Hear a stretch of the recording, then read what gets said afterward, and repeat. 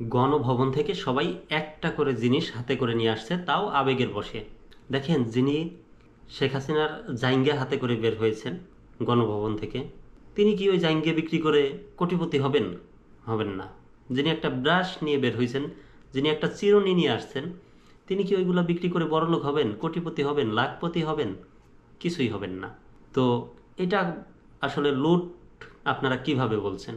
অথচ শেখ হাসিনা 16 বছর ধরে বাংলাদেশকে লুট করে গেছে, তার নেতাকর্মীরা লুট করে করে বাংলাদেশকে দেউলিয়া করে ফেলছে, সেটা আপনাদের কারোর চোখে বাজলো না। শেখ হাসিনার নেতাকর্মীদের বাড়ি থেকে কোটি কোটি টাকা উদ্ধার করা হচ্ছে, বিভিন্ন গণমাধ্যমে প্রকাশ করা হচ্ছে, সেটা আপনাদের কারো চোখে বাজলো না। অথচ সবাই একদিনে আবেগে উল্লাসে একটা করে জিনিস, ছোট ছোট জিনিস নিয়ে আসছে, সেইটা আপনারা যেখানে সেখানে দোকানপাটে, রাস্তাঘাটে, যে যেখানে পারছেন ওই অবস্থায় এটা বলে বেড়াচ্ছেন। তো উল্টো দিকে দেখেন, বেগম খালেদা জিয়ার মাত্র 2,10,00,000 টাকার একটা চেকের জন্য তাকে কতদিন জেলখানায় থাকতে হলো।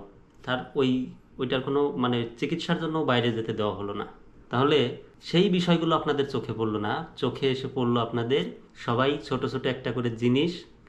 আসলে কুখ্যাত শেখ হাসিনা বিখ্যাত মানুষের জিনিসপত্র মানুষ এমনি অনেক টাকা দিয়ে কিনে নেয়, ওইগুলা নিলামে উঠায়।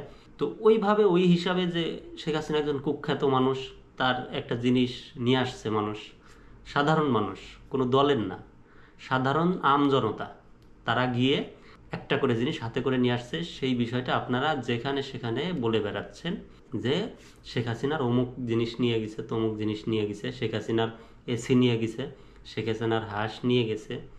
আসলে এটা বলে বেড়ানো কতটা যৌক্তিক? বা আপনারা 16 বছরের কোনো কিছু না দেখে একদিনের বিষয়টাই সামনে আনছেন।